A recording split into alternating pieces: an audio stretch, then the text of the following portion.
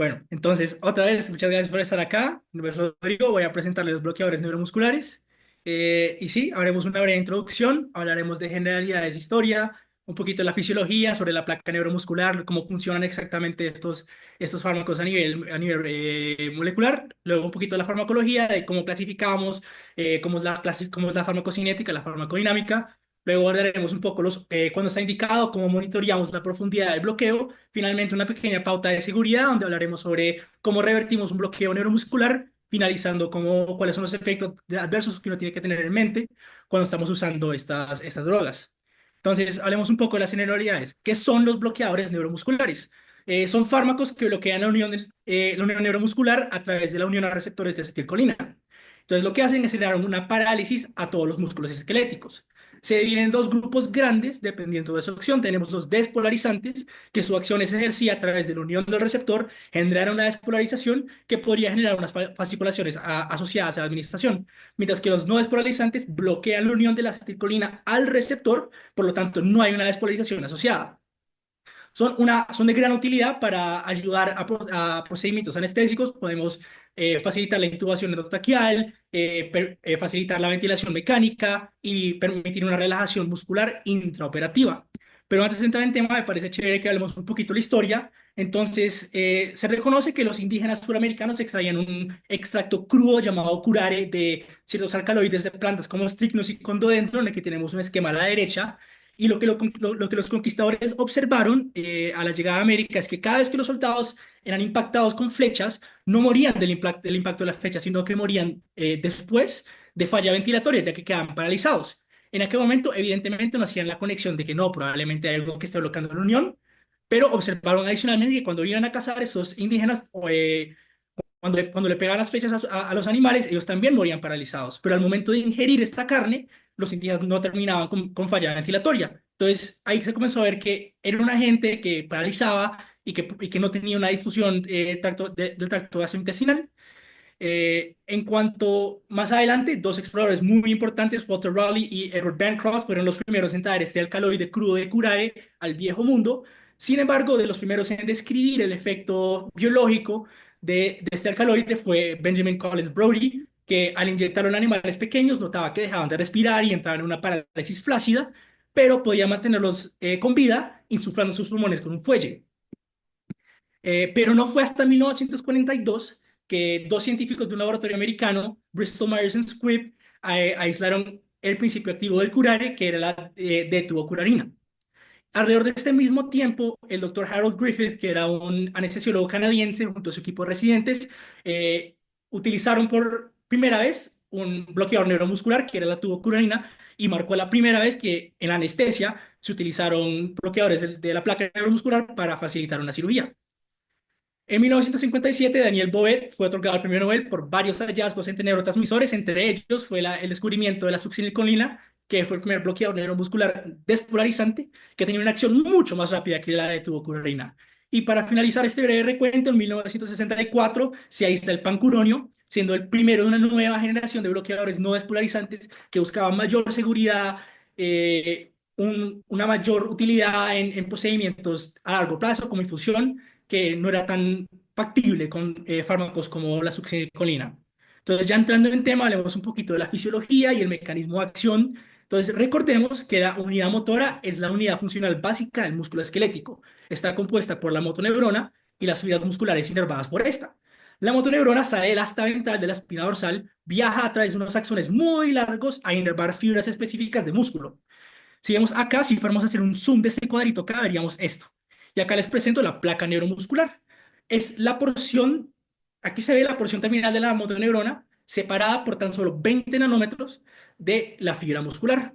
Sí, la placa neuromuscular contiene más de 5 millones de receptores de acetilcolina, pero con tan solo la activación de 500.000 se puede dar una contracción muscular normal. Entonces recordemos un poco cómo era el mecanismo por el cual la sinapsis de esta motoneurona con la fibra muscular genera esta contracción muscular. Entonces comenzamos con aquí en el uno, vamos a tener que un potencial de acción proveniente de la espina dorsal va a generar una despolarización. Este cambio de voltaje va a abrir unos canales de calcio, voltaje dependientes representados por el 2, que van a permitir el ingreso rápido del calcio al espacio intracelular. Una vez ese calcio se encuentre intracelular, Las vesículas que se encuentran también en la neurona de acetilcolina van a poder fusionarse con la membrana celular, se exocitan, es decir, salen de la célula y se difunden a la hendidura sináptica. Una vez en la hendidura sináptica, estas moléculas de acetilcolina se van a enlazar con el receptor de acetilcolina y van a permitir un cambio conformacional para que se abran y haya un flujo iónico a la fibra muscular. Y eso genera un potencial de fin de placa. Sin embargo, este potencial de fin de placa no es suficiente para generar el potencial de acción necesario para contraer la fibra muscular, que es algo que hablaremos justo adelante. Pero antes de eso, recordemos que en esta misma hendidura se expresa una enzima que es la acetilcolinesterasa, que se encarga de hidrolizar o degradar esta acetilcolina que se encuentra en la hendidura en acetato y colina para que pueda para que sea recaptado por la neurona y que se vuelva a sintetizar más acetilcolina. Importante, recordemos que el receptor de acetilcolina puede ser metabotrópico o inotrópico. En el caso de acetilcolina se hablaría de muscarínico o nicotínico. Aquí tengo un diagrama de un receptor inotrópico o nicotínico, o sea, directamente actúa como un canal, no necesita una proteína G, a diferencia de uno metabotrópico. La estructura varía dependiendo del tejido y la etapa de desarrollo de la persona, pero la estructura típica va a incluir dos subunidades alfa, una epsilon, una beta y una sigma. La subunidad alfa es la única que se puede unir a la acetilcolina. Y para que se dé ese cambio conformacional que abre el poro central para que entren los iones, requiere que ambas subunidades alfas estén unidas a una molécula de acetilcolina. Entonces, una vez se unen, se va a abrir ese poro y va a entrar desde el espacio extracelular al interior de la fibra muscular sodio y calcio. Y como es un poro, pues también va a haber difusión al espacio extracelular del potasio. Sí, pero como dijimos, esto genera un potencial de fin de placa. No es suficiente para despolarizar la fibra muscular y permitir el mecanismo de liberación de calcio del retículo sarcoplásmico, sino que lo que hace es un potencial de acción localizado que a la derecha vemos va a activar unos canales que rodean la unión neuromuscular, que son los canales de sodio voltaje dependiente, y una vez se da ese potencial de fin de placa, estos canales periuncinares van a abrirse, van a permitir la entrada de sodio y eso va a despolarizar la fibra y va a permitir que se dé la contracción muscular. Recordemos también que estos canales tienen tres estados principales, que vamos a hablar de el cerrado, que ante un estímulo eléctrico, un cambio o potencial de membrana, vamos a tener que se va a abrir y va a permitir el ingreso de sodio. Mientras que tiene un estado abierto, que es cuando ya está despolarizada la membrana, se abre el canal y permite el ingreso de sodio. Finalmente, un estado inactivo, donde independientemente del estímulo que se le esté generando el canal, no va a poder abrirse. Entonces, entendiendo eso, hablemos de cómo funcionan estos fármacos, ¿sí? Los despolarizantes actúan como agonistas del receptor de acetilcolina. Son tan similares en la estructura molecular a la acetilcolina que pueden unirse al receptor y al unirse al receptor lo abren. Por eso, de ahí viene el nombre despolarizante, porque al unirse el bloqueador, entre paréntesis, va a abrir el canal y generar una pequeña despolarización. Sin embargo, no es capaz de ser hidrolizado por la acetilcolinesterasa. Entonces, la concentración sináptica del despolarizante se va a mantener continua. Entonces, esa despolarización va a ser sostenida. Al ser sostenida, los canales de sodio periuncinares que acabamos de hablar no van a poder volver a su conformación de activa, porque la membrana no se ha repolarizado. Y esa es una parte muy importante que permite que ese canal pase de inactivo a cerrado. Entonces, como no alcanzan a cerrarse los canales de acetilcolina, lo que va a suceder es que periuncinalmente todos los canales de sodio importantes para que se dé esa despolarización en toda la fibra muscular van a permanecer inactivos. Entonces se va a dar una relajación muscular justamente porque uno no puede hacer el mecanismo necesario para la contracción muscular. Si bien dijimos que los bloqueadores, discúlpeme, importante mencionar que en los bloqueadores despolarizantes, cuando ocurre este mecanismo de despolarización y inactivación de los canales de sodio, se habla de un bloqueo de fase 1. Si el bloqueo es prolongado, ya sea por una dosis repetida o una infusión continua de un bloqueador despolarizante, se habla de un bloqueo de fase 2, que es bastante parecido al bloqueo generado por un no despolarizante, del cual hablaremos justo ahorita. Entonces, los bloqueadores no despolarizantes, si bien los despolarizantes dijimos que eran agonistas del receptor de acetilcolina, los no despolarizantes son antagonistas, es decir, no son lo suficientemente afín para despolarizar y abrir el poro, sino que se unen a la subunidad alfa y bloquean la unión de esta con la acetilcolina. Entonces no se puede abrir el canal, por ende hay una relajación muscular. Es importante que con solo una molécula se una al receptor ya queda bloqueado, ¿sí? La ventaja de que sea un antagonismo competitivo es que uno puede revertirlo, uno puede desacoplarlo de su receptor aumentando la concentración de acetilcolina, que es algo que hablaremos un poquito más adelante. Ahora abordemos un poquito la farmacología asociada a los bloqueadores neuromusculares. Hay varias maneras de clasificarlos. La grande siempre será entre los despolarizantes y los no despolarizantes. El único despolarizante que es de uso actual es la succinilcolina. Los no despolarizantes sí se pueden clasificar dependiendo de su estructura química o de su duración de acción. En cuanto a su estructura química, vemos dos grupos principales que son las benzilizoquinolonas, que incluye el atracurio, cisatracurio y mivacurio, y los aminoesteroides que incluye el pancuronio, el becuronio y el rocuronio. En cuanto a clasificación por velocidad, vemos que los de acción corta incluyen mivacurio, la acción intermedia el rocuronio, becuronio, atracurio y cisatracurio, y de acción larga tenemos el pancuronio y la tubocurarina. Ya entrando al tema, la succinilcolina tiene el inicio de acción más rápido de todos los bloqueadores neuromusculares, con un bloqueo neuromuscular dentro del primer minuto de administración. La duración de acción es bastante corta, entre 5 a 10 minutos, y es eliminado por hidrólisis enzimática por una enzima plasmática llamada la colinesterasa plasmática, también conocida como pseudocolinesterasa o butiricolinesterasa. Ya entrando a los no despolarizantes, vemos que el mivacurio es el único bloqueador neuromuscular no despolarizante de corta acción de uso regular. El inicio de acción ocurre entre 2 a 4 minutos, pero la duración es de 15 a 20 minutos. Ese también es eliminado por hidrólisis enzimática en un 90%, pero una baja proporción también tiene eliminación hepática y renal. En cuanto a los de acción intermedia, tenemos el rocuronio, que es el relajante muscular con el segundo inicio de acción más rápido. Tiene un inicio entre 1 a 3 minutos, una duración total de 60 a 90 minutos y eliminación hepática y renal.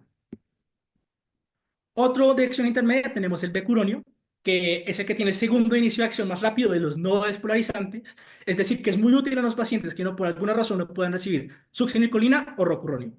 El inicio de acción ocurre entre 2 a 3 minutos, una duración total entre 60 a 90 y se elimina principalmente similar al rocuronio por vía hepática o renal. Para finalizar los de acción intermedia, contamos con el atracurio y el cisatracurio. El atracurio tiene una acción entre 2 a 3 minutos y el cisatracurio entre 3 a 5. La duración total del atracurio es de 60 a 90 y el de cisatracurio de 35 a 60. Esto sí tiene una peculiaridad cuando hablamos de la eliminación, tiene un 70% de hidrólisis enzimática, pero un 30% es eliminado por metabolismo de Hoffman. La eliminación de Hoffman es independiente, perdón, es la degradación espontánea en tejido y plasma siempre y cuando existe un pH neutro y una temperatura normal. Ya pasando a los no despolarizantes de acción larga, el único de uso clínico regular es el pancuronio. La acción, el parálisis se inicia entre 3 a 5 minutos post-administración, duración total de 90 a 120 minutos y un patrón de eliminación similar a los de acción intermedia. Y uno siempre tiene que respetar al abuelo de todos los bloqueadores neuromusculares y por eso les traigo un poquito de información de la tubocurarina, aunque ya no es de uso, ya no hay indicación clínica de esta. Tenía un inicio de acción de 5 minutos, una duración total de 60 a 120 minutos y ha eliminado principalmente por vía hepática y vía renal. Ya con eso vamos a pasar del uso clínico, cuándo lo usamos y cómo monitoreamos estos agentes. Pero antes de eso, me gustaría recordarles que los agentes bloqueadores neuromusculares bloquean la unión neuromuscular. No aseguran analgesia, ni anestesia, ni amnesia. Entonces, siempre acompañar el uso de bloqueadores neuromusculares con las intervenciones pertinentes, sedación y analgesia. Imagínense ustedes no poder mover su cuerpo, pero estar muy pendiente de lo que está pasando, de lo que están sintiendo y recordarlo después. Entonces, ¿cuándo debemos usar esos bloqueadores neuromusculares? Para la intubación endotraqueal, para la facilitación quirúrgica y para facilitar la ventilación mecánica. Pero antes de hablar un poquito de esto, hablemos de un concepto muy importante que es el ED95. El ED95 se refiere a la dosis efectiva en el 95% de las personas. En el caso de los bloqueadores neuromusculares, se entiende que es la dosis que produce una depresión del 95% de las contracciones en el 50% de las personas. Entonces, hablemos de las indicaciones. La indicación más común de la intubación endotraqueal perdón, la indicación más común del uso de bloqueadores neuromusculares es la intubación endotraqueal. ¿Sí? Entonces, el objetivo es lograr condiciones de intubación ideales, porque al relajar los músculos aductores uno puede tener una visión y una manipulación más fácil de la vía aérea. Y lo que se asocia es una reducción de la dificultad de intubación y reducción en la incidencia de complicaciones. Básicamente, el menor tono muscular, porque al ser un parálisis flácido, favorece una mejor manipulación de la vía aérea y reduce el número de intentos fallidos ante el procedimiento. ¿Cómo hacemos esta intervención? Normalmente se prefieren bloqueadores de acción de inicio de acción rápida, succinilcolina, rocuronio o becurronio. Y la dosis es 2 veces la dosis efectiva en el 95% de personas. ¿Uno cómo sabe cuando el bloqueo neuromuscular es suficiente? Pues en los agentes despolarizantes, cuando uno lo administra, va a haber una fasciculaciones asociadas a la despolarización inicial. Una vez estas fasciculaciones se resuelven, uno puede asumir que hay un bloqueo suficiente para iniciar la intubación. En cuanto a los agentes no despolarizantes, se puede utilizar métodos para cuantificar la profundidad del bloqueo muscular, que hablaremos más adelante, pero en clínica uno puede basarse en tiempo o en signos clínicos, sea el perdido de tono mandibular, el perdido de tono del cuello, y a partir de eso uno decide si ya el fármaco alcanzó su concentración máxima y se puede hacer el procedimiento. Importante, recordemos que la succinilcolina tenía el inicio de acción más rápido de todos los bloqueadores neuromusculares. Sin embargo, uno puede incrementar la velocidad de los no despolarizantes incrementando su dosis. Sin embargo, al incrementar su dosis, uno bien puede incrementar su velocidad de inducción, pero la duración total del bloqueo neuromuscular también va a incrementar. ¿Cuál es otra indicación para el bloqueo neuromuscular? Va a ser la facilitación quirúrgica. Principalmente, y muy importante que hagamos la distinción, con agentes no despolarizantes. ¿Sí? Lo que hacen es que mejoran las condiciones quirúrgicas, sea ya en procedimientos abdominales, torácicos, laparoscópicos o de cirugía robótica, ya que lo que hacen es reducir el movimiento del paciente y el tono muscular del paciente, que puede facilitar la manipulación de esto. Sin embargo, no siempre es necesario una bloqueada neuromuscular en ámbitos quirúrgicos, siempre y cuando se mantenga un buen nivel anestésico. Entonces, cuando uno sí decide y el paciente sí merita el bloqueo neuromuscular, uno busca un bloqueo de nivel intermedio. La manera que se hace es que uno sí o sí hace una inducción profunda de la placa neuromuscular para poder hacer la intubación endotraqueal. A medida el paciente va saliendo de este bloqueo profundo, lo mantenemos en la fase moderada a través de dosificación a intervalos o una infusión continua, siempre guiándose por el monitoreo neuromuscular para saber si estamos cumpliendo la meta de mantenernos en un rango de bloqueo moderado. ¿Sí? Y lo otro importante es que durante todo el procedimiento mantengamos un bloqueo moderado por si hay necesidad de revertirlo. Sí hay indicaciones para el bloqueo muy profundo, es decir, cero contracciones al monitoreo, que son en aquellas cirugías muy delicadas, sea microneurocirugía o procedimientos intracraneales, pero como dijimos previamente, no siempre hay que hacer un bloqueo neuromuscular siempre y cuando no tenga una buena inducción de anestesia y la logre mantener durante todo el procedimiento. La última indicación para el bloqueo neuromuscular va a ser la facilitación de la ventilación mecánica. En cuidados críticos se habla mucho del uso de la bloqueada neuromuscular para aquellos pacientes que sufren del síndrome de dificultad respiratoria aguda, específicamente aquellos que tuvieron un cuadro severo y de inicio temprano. La razón que se recomienda esto es porque el bloqueo mejora la compliance de la pared torácica, previene la desincronía respiratoria, reduce la presión máxima de la vía aérea y optimiza la ventilación mecánica. Más bien, hay un estudio de aquí de esta campaña de Surviving Sepsis Campaign que dice que la infusión temprana en las primeras 48 horas de un síndrome de dificultad respiratoria agudo inducido por sepsis reduce el riesgo de barotrauma o, en otras palabras, de causarle daño por demasiada presión en el alveolo. Y al igual que la cirugía, se prefieren el uso de fármacos no despolarizantes, ya que son más amigables, digamos, a la infusión continua. Ya entrando al tema de monitoreo, hay varias maneras de monitorear al paciente, ¿sí? Podemos hacer el monitoreo clínico, que es dependiendo de la capacidad de abrir sus ojos, levantar la cabeza o la presencia de una ventilación espontánea, al igual que el tono mandibular, uno puede evaluar qué tan profundo es el bloqueo neuromuscular. Sin embargo, cuando uno está en estas situaciones, a donde uno está infundiendo constantemente o haciendo dosificación a intervalos de bloqueadores neuromuscular, siempre es mejor un monitoreo objetivo. Y para eso se hace la estimulación nerviosa periférica.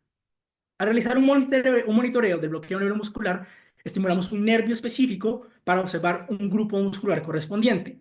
Una contracción de un músculo diferente implica que estamos estimulando la fibra muscular y no el nervio que estamos evaluando. ¿Y cuáles son los nervios que evaluamos? Entonces, evaluamos el nervio cubital a través de la acción del músculo abductor pollicis, o sea, la abducción del pulgar, el nervio facial a través de la acción del orbicularis oculi, el nervio tibial posterior a través de la acción del flexor hallucis brevis, y si vemos que otro grupo muscular está siendo estimulado ante la estimulación neuromuscular, sabemos que no estamos poniendo los electrodos bien y toca verificar el procedimiento. Entonces, ¿cómo es el procedimiento? Bueno, aquí le tengo un esquema de cómo se ponen los electrodos. Vemos que en el A vemos la posición de electrodos para el monitoreo cubital y en el B del nervio facial. En la segunda imagen vemos el dispositivo utilizado para la estimulación, vemos que están puestos en el tracto del nervio y al mandar un impulso, un voltaje, pues se busca estimular la fibra nerviosa y que esa consiguientemente lleva al estímulo del músculo. Entonces vemos que hay dos electrodos, uno negativo y uno positivo. El negro es negativo y el rojo es positivo. El negro siempre va distal y el positivo proximal. Ya hablaremos de la importancia de hacer esa distinción.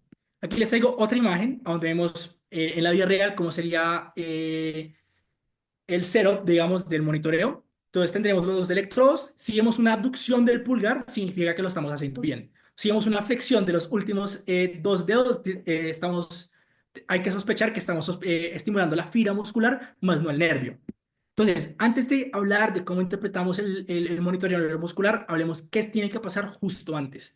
Siempre hay que asegurar que la preparación sea adecuada para los electrodos. La anasarca y el edema, que puede estar presente en pacientes de cuidados críticos, interfiere con la conducción eléctrica. El sitio tiene que estar libre de pelo, no puede haber acceso intravenoso, el sitio tiene que estar limpio.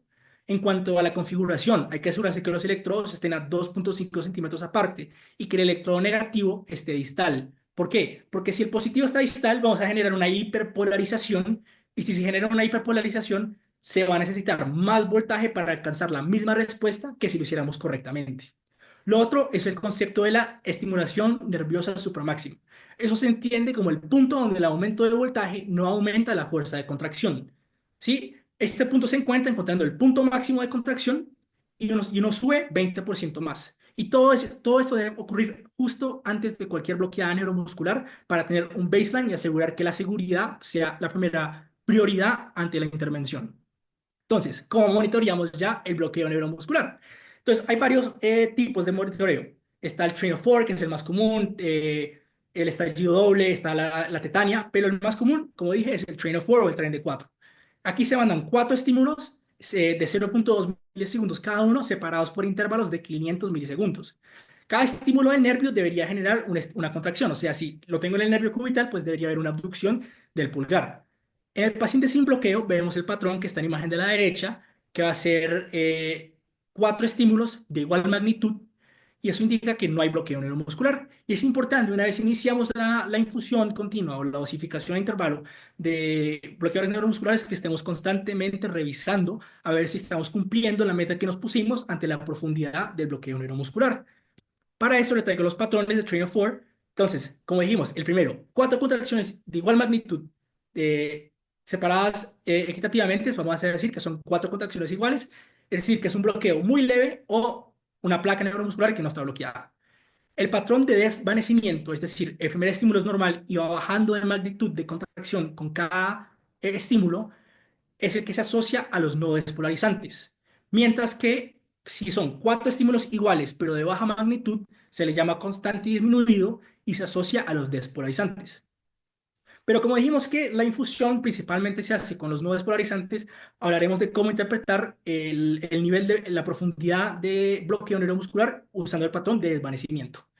Si tenemos una pérdida de la cuarta contracción, es decir, nos quedan tres contracciones, se puede asumir que hay un bloqueo del 75% de los receptores de la placa neuromuscular. Si hay una pérdida de la tercera contracción, o sea, nos quedan las dos primeras, asumimos que hay un 80%. Si hay una pérdida de la segunda, o sea, nos queda una contracción ante el estímulo, decimos que estamos a un 90% de bloqueo. Si hay una pérdida completa de todas las contracciones, o sea, que perdimos hasta la primera contracción, hablamos de 95 para arriba. Adicionalmente, el train of four se puede expresar como una fracción 4 de 4, 3 de 4, 2 de 4, y ahí solo habla de cuántas twitches o Ts están presentes sobre las cuatro que uno esperaba en un paciente sin bloqueo neuromuscular. Ya aquí estamos en la pauta de seguridad, entonces, ¿cómo revertimos un bloqueo neuromuscular? Eso va a depender de la gente. Si hablamos de revertir un agente bloqueador neuromuscular despolarizante, hay que entender que comercialmente no existe un agente con la capacidad de revertir la acción de la succinilcolina, ¿sí? Principalmente no existe tanta la necesidad porque la mayoría de pacientes la metabolizan rápidamente. Sí, la hidrólisis por la butilcolina esterasa es rapidísimo, 10 a 15 minutos, pero es muy importante que tengamos en mente que hay un subgrupo de pacientes que por razones genéticas tienen una deficiencia enzimática, sea parcial o completa. Estos pacientes pueden entrar en una fase uno prolongada. Estos pacientes no pasan a fase 2. ¿Sí? Entonces, el uso de inhibidores de la acetilcolina esterasa no son útiles para la reversión de un bloqueo de fase uno, pero sí para el bloqueo de fase 2. O sea, si tenemos un paciente que por X o Y razón ha recibido varias dosis de succinilcolina, uno sí podría revertir ese bloqueo con inhibidores de la acetilcolina esterasa. Pero ya cuando hablamos de los no despolarizantes, ahí sí existen varias maneras de revertir el bloqueo por esos agentes. Podemos desacoplarlo de su receptor, podemos redistribuirlo en tejidos, podemos metabolizarlo, podemos excretarlo. Una manera muy fácil de hacerlo es los inhibidores de la acetilcolina esterasa, como la neostigmina, fisostigmina, y lo que hacen es que sirven para revertir un bloqueo de profundidad moderada, ¿sí? Pero hay que tener mucho cuidado, porque estos inhibidores de la acetilcolina esterasa como inhiben la acetilcolinesterasa, pueden generar síntomas colinérgicos. Entonces, es muy importante que consideremos la administración de un anticolinérico como glicopirrolato para poder contrarrestar estos efectos adversos. El mecanismo por el cual la inhibición de la acetilcolinesterasa lleva a la reversión del bloqueo no despolarizante es porque si inhibimos la acetilcolinesterasa, que recordamos que estaba en la hendidura sináptica, va a haber menor metabolismo de la acetilcolina. Al haber menos hidrólisis, va a aumentar la concentración sináptica de la acetilcolina. Al incrementar la concentración, va a haber mayor afinidad por el receptor y se va a desplazar el bloqueador y la acetilcolina va a tomar su lugar y se va a volver a adquirir la capacidad de contracción muscular. Otra herramienta muy útil para el bloqueo neuromuscular es el Sugamadex. ¿Sí? Esa es una ciclodextrina que se modificó para poder revertir el bloqueo de aquellos no despolarizantes aminoesteroides. Recordemos que los aminoesteroides incluyen el pancuronio, becuronio, rocuronio, pero el Sugamadex tiene mayor afinidad por el rocuronio.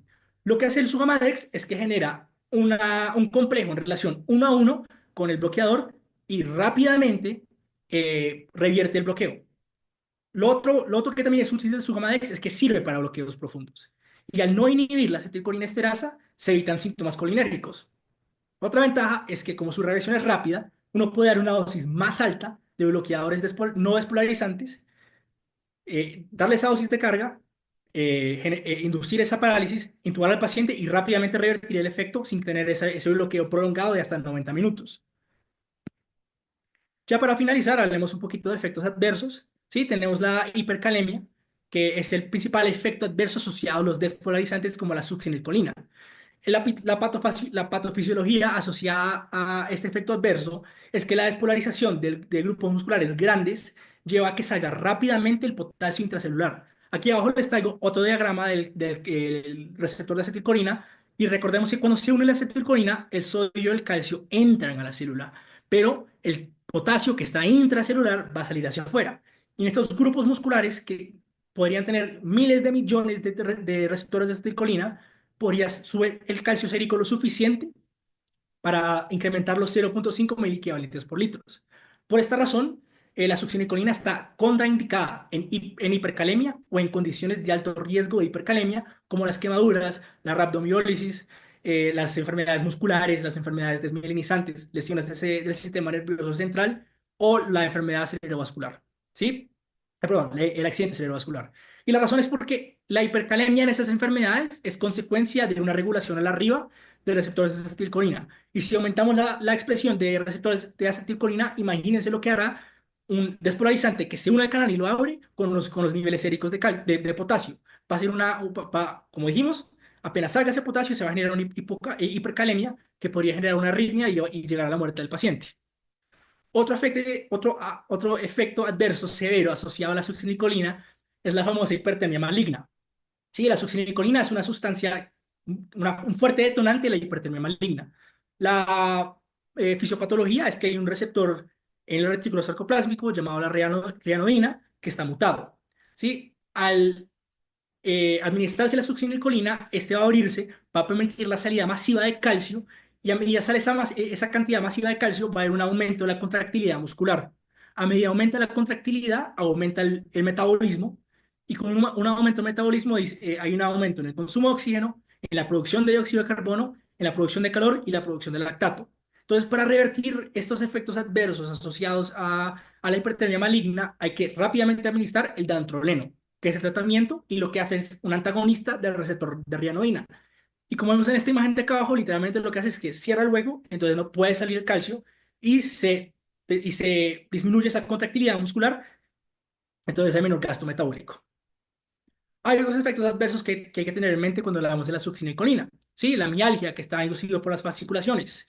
La emesis, la contracción de los músculos abdominales, lleva a un incremento de la presión intraabdominal y puede causar que el contenido gástrico sea expulsado para afuera. Puede haber una rigidez del macetero por una relajación incompleta. Hay arritmias asociadas a la mineralización de succinilcolina, porque hay estimulación de los receptores de acetilcolina en el corazón. Normalmente se asocia la bradicardia sinusal o el ritmo de unión debido a los receptores, de unión a esos receptores. También se asocia la hipercalcemia a la administración de la succinilcolina. En cuanto a los bloqueadores no despolarizantes, tiene un perfil de seguridad más favorable, pero hay unos efectos adversos que hay que respetar y hay que tener en mente, como la liberación de histamina asociada al atracurio o mibacurio, que se puede manifestar con erupción, broncoespasmo, hipotensión, la taquicardia asociada al pancuronio por los efectos simpático-miméticos.